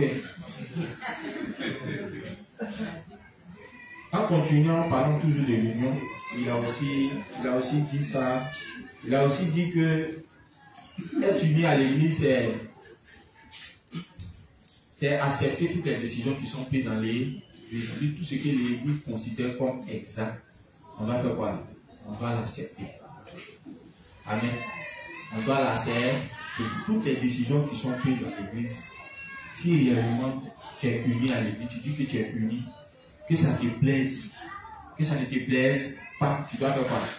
Tu dois accepter. Amen. Ce n'est pas toutes les paroles même que Dieu nous donne qui nous plaît. Ou bien, comme la décision par exemple de ne pas avoir des relations avec les pécheresses ou bien les pécheurs. Ça fatigue. Ou bien, il y a nos conjoints pécheurs, pécheresses là, ils ont tous les atouts, mais elles refusent aussi l'évangile. Ou bien, elles remplissent les conditions tellement. Et quand le dévancier même qui dit non, laisse, donc il y a une grande lutte. Mais c'est la décision. Tu dois accepter que ça te plaise ou pas. Si réellement tu dis que tu es uni, c'est ça. J'avais donné des exemples comme la sortie du concours, des sorties voilà, qui sont par moment approuvées par l'église, quel que soit le montant. Si l'église a décidé que ça se fasse, tu dois accepter. La dernière fois qu'il disait ça, il y a des justes qui disent qu'ils sont les cassés. Or, bizarrement, je le disais par rapport à moi-même. Oui, parce que derrière c'était 5000 ans. Sérieux, hein. J'ai trouvé c'est un peu tôt. Sérieux. Je disais ça par rapport à moi-même. Donc il y a le pasteur Pépé qui dit ça, il démanteler son réseau. Parce que lui aussi il faisait partie. Il dit ah, oui, c'est pas sûr. Moi, quand il est là, mon témoignage, sans pour autant dire mon nom, bientôt je dis qu'il est dedans. Donc franchement, c'était difficile. Mais j'ai pu faire partie au moins ma femme. Et puis ma fille, voilà. La meilleure nageuse. C'est la seule qui nage et elle couche. Un maillot de bain. Voilà. Donc, c'était difficile, mais en ce moment, c'était aussi chaud. Mais au moins, j'ai pu faire partie la petite. Mais après, quand je me suis examiné, j'ai compris que normalement, c'est l'attitude, voilà, la bonne attitude que je dois avoir. Voilà. Si je n'ai pas les moyens, il y a la prière qui est là. Ou bien, il y a la prière qui est là. Si tu ne peux pas aussi là, tu n'es pas obligé de partir. Voilà. Si tu as la foi, tu peux prier que Dieu passe par quelqu'un, mais du moment où tu acceptes, c'est qu'au moins il va déclencher, voilà, ton exaucement. Mais tu n'acceptes pas la base et puis tu pries, Dieu n'a qu'à passer par quelqu'un qui a payé ton ticket. Ça, t'es comment? Ça va pas être exaucé. Donc tout ça, ce sont les décisions qui sont prises par l'Église. J'avais aussi parlé de nos prédécesseurs. Par moment, l'Église établit des prédécesseurs à notre tête qui ne rentrent pas comment on appelle, dans nos conditions. Voilà. Et généralement, le dévancier peut te dire, bon, tel est ton responsable à d'aujourd'hui. Et puis, le devancier, connaissant que tout commence à l'imperfection, il peut avoir beaucoup, il peut faire beaucoup d'erreurs au départ, souvent même dans les enseignements. Voilà. Mais c'est la décision de l'Église. Comme je le disais, l'Église ne regarde pas au talent pour prendre quelqu'un. L'Église regarde à notre obéissance et notre volonté d'accomplir les tâches qu'on nous confie. Donc, par moment, c'est pas des tests. L'Église peut te dire, bon, toi, certaines choses, puis on te regarde pour voir comment tu t'en sors. Mais quand ce dernier est déterminé, est dévoué, veut accomplir cette chose, on doit être tolérant envers ce dernier, on doit accepter. Si l'Église a regardé pour le prendre et que ce dernier, effectivement, il fait son effort, on doit l'accepter tel qu'il est, avec ses erreurs. Et c'est comme ça que j'avais pris l'exemple d'une seule dans mon assemblée, voilà, qui se plaignait des prédicateurs. Elle, le jour, l'a mis à la chaîne. Elle a compris que c'est vrai qu'à la chaîne même, il y a beaucoup de choses qui se passent à l'intérieur. Voilà. Elle a signifié que pour son âge, elle ne pouvait pas le faire parce que à chaque fois son cœur part, un stress, il ne peut pas apprendre AVC en plein. Donc elle a préféré lui demander de se retirer à Tchavir. Souvent quand on est là, vous ne comprenez pas. Souvent le devancier, il est là, il tue. Vous êtes là où il est son visage, il faut au moins de l'encourager, sourire un peu. Mais c'est là où tu vois les visages sont plaqués. Quand c'est quoi, il panique encore plus. Dès que vous arrêtez ici, d'autres ont passé une formation, mais devant y prendre. C'est pas facile. Vous, on vous demande seulement de vérité. En nous-mêmes, là, un seul principe on te donne. Tu as médité, tu as cherché une principe biblique, tu as cherché des cas pour expliquer ça. C'est pas facile. Donc, on a besoin aussi de votre soutien. Amen. On a besoin surtout de vos prières. Donc, quand l'Église décide que c'est telle personne qui doit te suivre, tu dois la serrer. Amen. C'est la décision de l'Église. Par moment, même quand on va sur les fronts, c'est pareil. On nous dit quoi? Il y a un chef toujours. Ou bien, et quand un soldat, quand on va sur le terrain, il doit comment? Souvent, les devanciers, ils ont des méthodes. Il peut commencer quelque part en bas, puis sortir à l'objectif. Mais généralement, ceux qui ne comprennent pas le fonctionnement, ils ont tendance à se plaindre. Non, mais lui, là, il tourne autour du pot, et puis rapidement, il rentre. Il coupe la route du dévancier. Bon, pour un dévancier qui est pédagogue, il va fermer sa bouche, et puis il va te regarder, puis tu vas voir le résultat qui va sortir. Ça ne va pas porter du fruit. Amen. Aussi, j'ai parlé des principes. Parce que, par expérience, j'ai vu beaucoup de saints qui ne croyaient pas que les principes là, c'est aussi la parole de Dieu. Amen. C'est la parole de Dieu. Si l'Église a décidé de travailler avec cette méthode, c'est-à-dire utiliser les principes, c'est parce que c'est poussé par le Saint-Esprit. Et moi, pour ma part, je disais que c'est par les principes que j'arrive à mieux comprendre la parole de Dieu. Et en parlant même de ce qu'est l'Église de Dieu. Nous, on s'est toujours appuyé sur le texte de Acte 2, non, c'est ça, où l'Assemblée des saints, c'est tout. Mais pendant que c'est par l'Église, on reçoit les bénédictions, tu vois un peu, non, et les autres aspects, il n'y a pas de versets comme ça pour nous expliquer clairement. Donc, pour ces informations-là, en parlant de ce qu'est l'Église, tu vas voir que non seulement tu vas définir la véritable Église en disant qu'elle est sainte, mais toutes les caractéristiques qui accompagnent, tu pourras ajouter à cela en utilisant certains textes qui ça rend la compréhension encore plus large, plus profonde. Amen. Il y a déjà, en parlant de l'union, qui savait ici que venir à l'église, et puis dès qu'on dit Amen, ça à la maison, à la fin, il finira par quitter l'église. Qui pouvait savoir ça? Personne. Amen. Mais la Bible parle de nous unir à l'église, non? Mais la Bible, comme on appelle, la Bible ne fait pas ressortir ça comme ça clairement.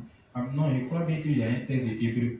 N'abandonnons pas notre assemblée comme c'est la coutume de quelques-uns. Non, mais ça, n'a pas un rapport. Ça, c'est pour ceux qui ne sont pas unis à l'église, voilà, qui veulent faire sur les chemins en ne suivant pas à l'église. Le révérend avait dit quoi? Que ces personnes-là, ils finiront par faire quoi? Par perdre la foi. Voilà. Mais concernant le fait de quitter, vous voyez que le révérend, par expérience, nous donne ces informations. Donc, ces informations ne sont pas à négliger. Donc, les principes même là, c'est en quelque sorte, c'est une source de bénédiction. Moi, franchement, j'aime bien les principes. Parce que plus j'étudie les principes, plus quand je viens regarder dans la Bible, ça me permet de comprendre les versets. Ça me permet de comprendre les versets. Et puis les principes touchent, traitent beaucoup de thèmes. Amen. Ça traite beaucoup de thèmes, ça traite beaucoup de sujets, beaucoup d'informations qui ressortent dedans. En tant que pour grandir, il y a lieu pour nous d'accumuler toutes ces informations. Amen. Plus tu prends, tu essaies de suivre, tu vas voir que Même si par moment tu fais des erreurs, mais forcer, Dieu va t'utiliser. Donc il y a lieu pour nous de vous communiquer ça. Mais si on n'accepte pas ces principes-là, vu que c'est la décision que l'Église a prise pour pouvoir nous former, si on n'accepte pas, mais c'est qu'on n'est pas eu, non, lui préfère lire seul la Bible. Ah, c'est juste. Bible. Quand tu as lu, puis tu as compris. On avait la Bible avant de lire des maisons. Qui comprenait? Mais allez là même, qui comprend la Bible? Vous êtes combien à comprendre? Il n'y en a pas. C'est compliqué. Le gars aussi vient, il explique dans les mois de temps, on dit tiens, ça fait faciliter la compréhension. Bon, là, on fait comment? En tant c'est la direction que Dieu a accordée à l'Église. Donc, si tu es réellement uni, tu dois les accepter et puis tu dois suivre. Amen. Voilà, comme je disais, ce n'est pas toutes les décisions qui vont nous plaire. Mais il nous faut renoncer et puis les lacérer. Et il n'y a pas que vous seuls, même les dévanciers aussi. À un moment, ça nous fatigue. Il y a un point. Parlant des cotisations des responsables, 1000 francs. Oui, il y a beaucoup de justes qui ont des difficultés avec ça. Oui. Dès que là, il a commencé à gagner les justes. Mon plan de 1000 francs, ça ne me suffit pas. On dit 1 mois pour payer 1000 francs. Et la plupart des gens qui viennent contrer mon repas, ils savent qu'ils peuvent payer les 1000 francs. Mais ils ne sont pas prêts pour payer. Mais à peine on met mon repas dans ma main, il y a au moins 4 justes qui sont dessus. C'est pas bien. C'est pas bien. Arrêtez. Arrêtez les justes. Mais déjà même là, quand cette décision, tu l'acceptes. Si nous on participe, ce n'est pas parce qu'on a l'argent, hein. C'est parce qu'on a accepté. Et c'est parce qu'on se dit qu'en le faisant, c'est une manière aussi de faire quoi? D'obéir à Dieu. Mais en voulant participer et en priant pour cela, c'est ce qui pousse Dieu à nous donner les 1000 francs. Et puis on donne. Faut bien. Et puis je suis pas 1 mois. 1 mois. Les justes. Il n'y a pas. Non, c'est faux. Il dit c'est faux. À la base, les justes ne sont pas prêts. Vous savez pourquoi? Généralement, quand on vient, les menus qui nous sont proposés là, ils se plaignent de ça. Tantôt c'est petit, tantôt c'est pas à leur goût. Les justes. Tu n'es pas à la maison. Ou bien, c'est juste un repas partagé, juste pour maintenir la faim. Ne pas que, à cause de la faim, on puisse se papier, marquer une pause, et puis quand on dit aux justes, allez manger pour revenir. C'est même pas évident. Voilà. Donc, et puis aussi, quand on participe, c'est dans ça même là, on nourrit notre dévancier. Vous voyez, il y a une relation qui est apportée au leader qui, depuis le matin, quand on veut aussi que le leader n'a pas payé. Notre participation, là, ça lui permet aussi d'avoir un repas. Mais si, grâce à notre participation, le dirigeant mange, ce n'est pas une religion. C'est une bénédiction. Acceptons. Souvent, même là, quand la responsable fait, souvent on me dit c'est 5 personnes. C'est pas intéressant. Les dévanciers, normalement, ils doivent exhorter les membres, les responsables de l'aide. Payer. Payer. Hein? Les juges peuvent faire par là tous les jours. Il y a les responsables des jeunes. À chaque fois, il envoie une information dans le groupe, les responsables des 13 juges. Moi-même, il vient appuyer pour dire, ah, mais les juges payés. Hein? Payés. Moi, avant, il payait plus souvent pour 4 personnes, 5 personnes, mais en ce moment, c'était un peu chaud. Maintenant, ils ont un peu d'argent. Donc, ils payent. Il a dit que tout ça, là, c'est l'obéissance. Amen. Peut-être même que, bon, le plat peut être petit, mais peut-être que le service aussi cale un peu quelque chose par rapport à d'autres projets qu'ils ont. Ou bien, c'est pas bon. Donc, accepter les sacrifices, ou bien. Donc, tout ça, là, font partie des décisions qui sont prises par l'Église. En fait, c'est des petits péchés comme ça. C'est ça même qui crée le problème, parce qu'on a tendance à négliger ça. Voilà, nous on regarde les grands points. Les petits trucs comme ça, là. Ça bloque des bénédictions. 1000 francs, c'est rien. Mais à la base, d'abord, il faut accepter. Voilà. Ce n'est pas tous les menus par moment qui nous font plaisir. Moi, par moment, il vient, quand il voit que ça m'arrête pas, il donne à un frère, il mange, mais ça ne m'enlève rien. Ça ne m'enlève rien, parce qu'il a d'abord prié pour que Dieu me donne. Donc, il me dit que aussi longtemps que je prie, même si je ne mange pas, ça peut servir à quelqu'un.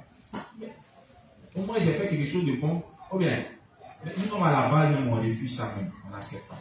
Donc, à ça, tu veux que Dieu te donne les bénédictions. Amen. N'oublions pas, on a dit au travers des instructions qui sont données par l'Église que Dieu nous accorde ces bénédictions. Donc, 1000 francs, c'est vrai, c'est insignifiant, mais si on demande à Dieu, si on accepte d'abord la décision qu'on peut Dieu pour avoir les 1000 francs, je suis sûr que ce n'est pas seulement 1000 francs devant donner. Dans le courant de la semaine, peut-être, même dans le courant du mois, Dieu peut nous donner plus, de sorte à ce qu'en enlevant pour participer, ça ne va pas nous enlever quelque chose. Amen, c'est juste. On a dit aussi être uni, c'est prendre part à tous les rassemblements spirituels. Amen. Être uni, c'est prendre part à tous les rassemblements spirituels. En parlant des rassemblements spirituels, bon, dans chaque zone, il y a des programmes qui sont établis. Voilà, moi dans ma zone, par exemple, il y a le mercredi où on fait intercession à partir des 17h, mais avant ça, au plus 14h, jusqu'à avant les 17h, on fait enseignement sur les principes. Voilà, samedi, ça c'est formation ouvrière avec les 5 combinaisons. Et puis dans d'autres coins, c'est souvent les jeudis, il y a aussi formation des femmes. Donc on dit être uni là, c'est prendre part à ça. S'il y a un programme pour les femmes, être uni, c'est participer en tant que femme à ces activités. Amen. Si tu es homme, si on dit ah, ou bien si tu es, ouais, si on dit c'est les hommes, qu'il y a un programme pour les hommes, tu dois participer. En temps normal, tout ce que l'Église nous donne comme instruction, on doit les suivre. Mais le révérend dit quoi? Il demande à ce qu'on ne prenne pas à tous ces rassemblements parce que le juge doit faire quoi? Écouter constamment la parole de Dieu. Amen. Ce programme nous permet d'écouter constamment la parole de Dieu. Ça aide aussi à faire quoi? À entretenir notre foi et puis nous aider à grandir spirituellement. Amen. Donc si je dis que je suis uni à l'église, ça signifie que je fais quoi? Je suis uni à toutes les activités spirituelles. Ça va. Être uni à l'église, c'est être uni à toutes les activités spirituelles. Ça va. Être uni à l'église, c'est être à l'église, mais c'est aussi fraterniser avec les frères et sœurs. Amen. Être uni à l'église, c'est aussi faire quoi? C'est aussi accepter toutes les décisions de l'église. Amen. Être uni à l'église, c'est accepter et dire que toutes les paroles qui sont prêchées dans l'église, c'est quoi? C'est la parole de Dieu. Amen. Ce qui nous permet d'entrer dans l'église et puis de demeurer. Et dit si ce n'est pas le cas, on finira par faire quoi? Par quitter l'église. Amen. On doit aussi savoir que, oui, c'est ça. On doit savoir aussi qu'un saint ne peut pas vivre seul sa vie de foi en dehors de l'église. Amen. Un saint ne peut pas vivre sa vie de foi seul en dehors de l'église. Ce n'est pas possible. Amen. Et puis il avait dit un dernier point que je n'ai pas souligné. Toujours en parlant de nous unir à l'église, il a dit que même parmi les rassemblements des justes, ce n'est pas toutes les assemblées qui sont l'église de Dieu, n'est-ce pas? Il a dit pour qu'il y ait l'église, il faut quoi? Un leader qui croit en, qui a une foi inébranlable, c'est ça non? Qui fait quoi encore? Il y a des ouvriers qui sont obéissants. Il y a des ouvriers qui sont obéissants, oui. Qui peut prédire ce qui va arriver aux saints. C'est ça, non? Et puis qui fait quoi encore? Une connaissance spirituelle. Pardon? Une connaissance spirituelle. Qui a une connaissance spirituelle. Amen. Il dit l'autre église, c'est vrai, les justes se rassemblent, mais ce n'est pas encore église. Voilà. Amen. Il y a l'église approuvée par Dieu, et puis il y a l'église qui n'est pas approuvée par Dieu. C'est vrai, ils sont là, il y a un prédicateur, mais ce n'est pas encore une église approuvée par Dieu. Mais qu'est-ce qui fait que ce n'est pas encore une église approuvée par Dieu? Il dit c'est parce qu'ils font tout ce qu'ils veulent. Combien? Ils font tout ce qu'ils veulent. C'est vrai, ils sont saints, mais ils font encore tout ce qu'ils veulent. Voilà pourquoi pour ne même pas faire tout ce qu'on veut, Dieu merci le révérend à donner des directives qui sont dans ces livres. Et ces directives-là, Dieu merci, nos prédécesseurs ont fait ressortir. Et c'est cette ligne de conduite-là que l'Église suit. Ce que chacun de nous ici faisons quoi? On essaie de suivre. Amen. Bon, tu ne peux pas être une église et puis autoriser les pécheurs à faire offrande. Et c'est ça, c'est acceptable. acceptable. C'est comme s'ils font ce qu'ils veulent. Quand le révérend nous a déconseillé, nos prédécesseurs dans la foi, même dans la Bible, nous ont déconseillé ça. Mais le pasteur, comme il a les ambitions personnelles, c'est l'eau et le sang là seulement il a pris. Dans tout le reste qui suit là, c'est la foi légale, lisse. Il est capable même de vous taper des veillées de prière. Ouais. Prière de délivrance, tout ça là. Il est capable même de vous imposer ses charges. Lui, il y a des pasteurs juste. Il continue encore, on continue de payer son loyer. On continue de payer son courant. Il estime que, bon, lui il est censé prêcher l'évangile seulement. Mais c'est dans l'église là, il n'y a que les serviteurs qui sont appelés à prêcher l'évangile. Tout le monde. Et puis le révérend dit que c'est déjà trop difficile pour les âmes. Donc on ne peut pas encore les imposer, voilà, nos charges. Pourquoi maman le fait? Et il a donné l'exemple de l'apôtre Paul, qui était un fabricant de tentes. Il s'est débrouillé. Il dit que c'est un droit en fait. Voilà, c'est un droit. Mais lui préfère ne pas, voilà, ne pas entrer dans ses droits parce que ça peut créer un obstacle à la diffusion de l'évangile. C'est déjà chaud. Donc si à chaque fois il doit rappeler au juge, venez payer mon eau, venez payer mon courant, il peut imaginer que c'est la même église qu'on a quitté dans le monde. Amen. Voilà. Voilà pourquoi même devenir dévancé dans l'église ici. C'est maintenant que les gens se jettent maintenant. Quand il est demain, il dit non, moi il y a su derrière, vous-même là, soyez à la tête. C'est pas ça qu'il n'y a rien derrière. Sinon, si on payait les pasteurs dans l'église de Dieu ici, là, on allait se battre ici pour être dénoncé. Mais comme ils savent que maintenant il y a souffrance et que tout est fait à tes propres frais, tu vois que maintenant, personne ne veut être devant. Voilà. Certains aussi sont devant juste le titre.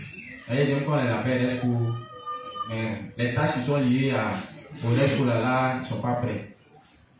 Les justes. C'est un peu ces deux points que nous avons fait. On a vu les caractéristiques de ce qu'est l'église. Et puis, le révérend aussi nous a parlé de l'union. Comment on reconnaît que nous sommes unis. Quelles sont les diverses manières d'être unis à l'église. Amen. J'espère que ces informations-là, vous avez retenu ça. Parce que normalement, c'est ce sur quoi on doit bâtir les fondements de notre foi. Amen. À partir de ces informations, si on continue de les suivre, vous allez voir que non seulement ça va nous aider à grandir spirituellement, mais on aura une foi constante, une foi solide jusqu'au retour du Seigneur. Amen. C'est plusieurs informations, mais c'est l'assemblage de toutes ces informations-là. Voilà. Donc on a besoin pour bâtir les fondements de notre foi. Amen. Voilà. Dieu merci de me rappeler. Le document là, que nous traitons actuellement, là, on peut le retrouver. C'est sur Telegram, non? C'est sur Telegram, non? C'est quel groupe? Archives électroniques. Voilà. Mais juste, vous allez voir DFL là-bas. C'est ainsi, ne comptez pas sur moi pour tirer pour les nous donner. Hein? Ne comptez pas sur moi. Tout le monde doit apprendre aussi à faire des sacrifices. Amen. Voilà. On ne vend pas de documents, mais on peut tirer et puis là, utiliser ça. Là, au moins, ça nous permet tous ensemble de suivre. Amen. Parce que généralement, quand on lit, c'est difficile pour nous, voilà, de comprendre ce qui est dit au point de pouvoir réagir lorsqu'on pose des questions. Mais comme le document sera là, au fur et à mesure que les dévancés vont passer, expliquer, amen, ça va nous aider à mieux comprendre lorsqu'on va revenir lire encore ces documents-là. Amen. Donc, tirez ça. Ça, je pense qu'avec 1000 francs, vous pouvez avoir ça. Amen. Avec 1000 francs, vous pouvez avoir. Donc, archive. Pardon? Non, archive, c'est le groupe Telegram. Voilà. Qui est dans le groupe là? Archive Telegram, qui est dedans? Vous voyez les justes. On est encore là. On dit c'est bon d'avoir le document. Les justes ne sont pas dans le groupe là. Ils ne se signalent pas. Vous allez faire comment pour prendre? Ça veut dire l'information là. Vous êtes en train de réciter ça comme ça. Parce que normalement, on doit sentir que vous avez aussi besoin de ça. Au moins, à l'ESPO. Ouais, mais le groupe est là. Tu es dans le groupe, archive là. Ah, il y a l'ESPO Mike qui n'est pas dedans. Donc, on fait comment? La clinique. Ah, c'est le service archive. C'est dedans, non, Eli? Momo, voilà. Les justes doivent être dans ces groupes-là. Normalement, là-bas, tous les enseignements qu'on fait, tous les enseignements qui sont filmés, on les conserve là-bas. Que ce soit les documents, que ce soit aussi les vidéos. Et puis je crois même qu'il y a archive aussi audio. Voilà, tout ça là, vous pouvez télécharger ça là-bas. Amen, les justes. Pardonnez, ayez ça. Ce qui est mauvais, les justes, c'est qu'on donne les enseignements. Et puis les enseignements passent. Mais c'est plus tard, ils se rendent compte qu'ils en ont besoin parce que c'est vrai, ils ont compris, ils ont appliqué. Mais il y a des armes aussi que vous devez suivre plus tard. Amen. Donc, comment réprimer ces enseignements? C'est le moment de réprimer et puis tu gardes à la maison. Parce que, hormis de toi-même là, il y a ta femme que tu dois suivre avec ça là. Est-ce que vous savez ça? Il y a tes enfants que tu dois éduquer avec ces principes-là. Ou bien l'éducation de vos familles là, c'est manger son mari habillé. Il y a le niveau spirituel qui est là. Normalement, dans chaque maison même là, il doit y avoir un programme même. Oui, un programme d'études sur la parole de Dieu. Au moins dans la semaine. Ça, c'est la famille. Ça permet au moins d'établir quoi là même là. Ça passe une petite culture ou bien quoi. Ce qui est sûr, quand l'enfant grandit dedans, tu vois que à partir de là même là, il est conduit sur des. Amen. Ça permet aussi à la famille, et à ta femme, à tes enfants, tu vois un peu non, de grandir aussi dans la foi. C'est vrai, tu donnes l'argent pour manger, c'est bon. Hein, toi, il y a les vêtements, c'est bon. Mais spirituellement aussi, ils ont besoin d'être au top parce que on est censé veiller sur la foi des uns et des autres. Mais quand madame, elle ne sait rien de ses principes, elle ne sait rien de la parole de Dieu, tu lui donnes uniquement qu'à manger. Le jour qui est en train de dévier là, bon, elle aussi elle est là, elle te regarde. Elle ne peut même pas te reprendre. Amen. Et toi-même, tu es capable de l'entraîner dedans le jour où tu perds la foi. C'est dangereux.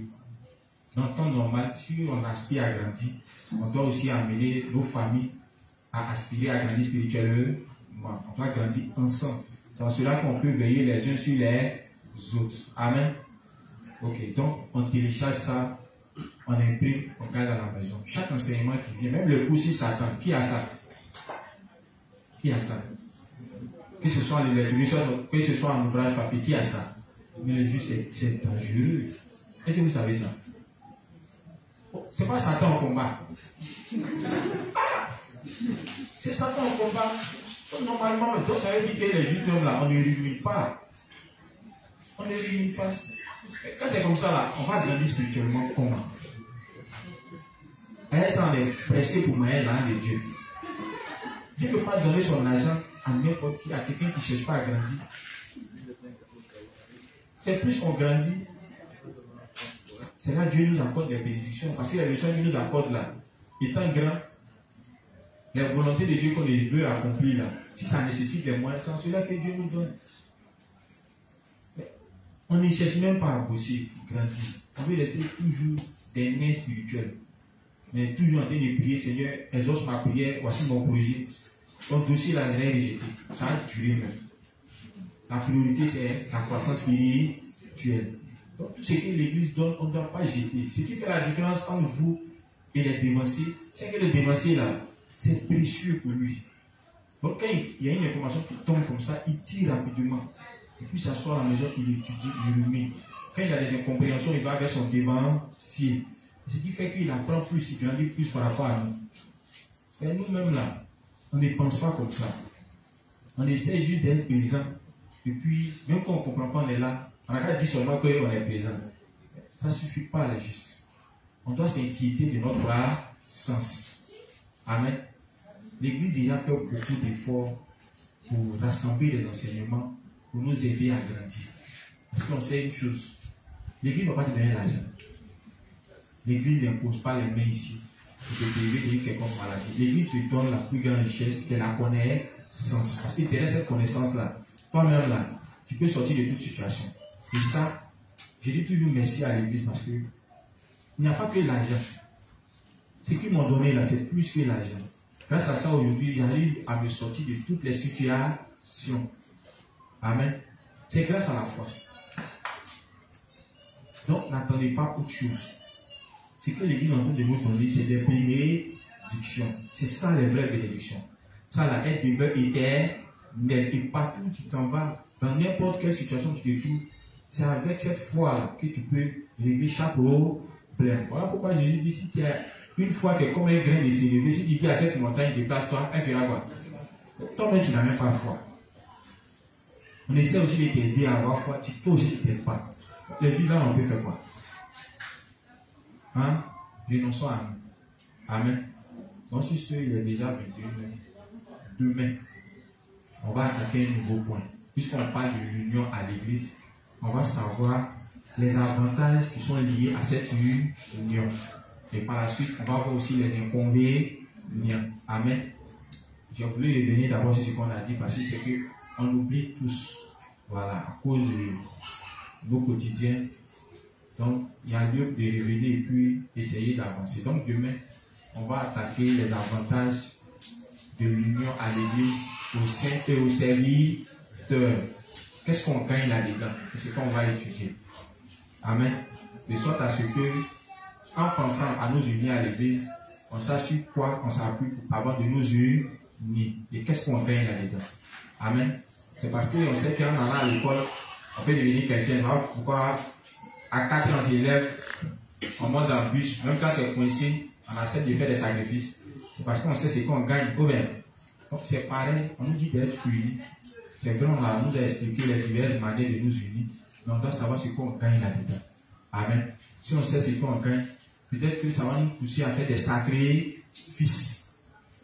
Parce qu'être uni à l'église, marcher avec Dieu, c'est faire face à de nombreuses difficultés. Est-ce qu'en dépit des difficultés que nous allons rencontrer, qui nous permettent d'être formés, qui nous permettent par moments de nous ramener sur la voie du Seigneur, est-ce qu'on peut persévérer là-dedans? On pourra persévérer parce qu'on sait qu'il y a quelque chose qu'on gagne là-dedans. Amen. Voilà. Donc si on sait ça, vous allez voir que les choses vont aller de l'avant. Donc sur ce, je vais demander aux responsables de l'aventure de clore l'enseignement avec la prière. Amen. On va dire merci à notre Dieu pour cette bénédiction, pour cette nourriture spirituelle qu'il nous a donnée, pour cette révision extraordinaire que nous avons eue de la part de son serviteur. On va lui demander également de nous aider à faire un avec toutes les instructions que l'Église nous donne afin de pouvoir grandir et être utile pour la diffusion de l'Évangile. Donc on prie. Éternel mon Dieu, nous te remercions pour ton assistance. Merci pour la sécurité. Merci pour la foi que tu nous as permis d'entendre. Merci de ce qu'au travers de cette voix, tu nous as permis de revenir encore sur les informations concernant ce que c'est que l'Église et concernant ce que c'est que l'Union. Merci Seigneur de ce que nous avons appris beaucoup. Même les petites choses que nous négligions, merci de ce que par la bouche de ton serviteur, tu nous as donné de reconsidérer une fois de plus ces éléments. Merci de ce que tu aides chacun de nous à faire un avec ces informations, à les admettre et à prier pour pouvoir les mettre en application dans nos vies de foi. Merci de ce que tu aides chacun de nous ici à demeurer unis à ton Église, car c'est la mère, c'est le centre de toute bénédiction. Merci également pour tes serviteurs que tu ne cesses d'élever dans cette Église, afin de continuer à nous guider, à nous orienter. Merci de ce que tu leur donnes toute la sagesse, toute la connaissance, et que tu leur donnes de demeurer dans ta parole, afin que nous soyons conduits jusqu'au retour du Seigneur. Merci de nous accompagner à la maison et de nous donner, de continuer à faire donner dans nos différents quartiers, dans nos différentes maisons. Merci pour le rendez-vous de demain que tu as rendu possible, de ce que tu nous as donné d'être à l'heure, afin que nous puissions poursuivre les enseignements au nom de Jésus. Amen.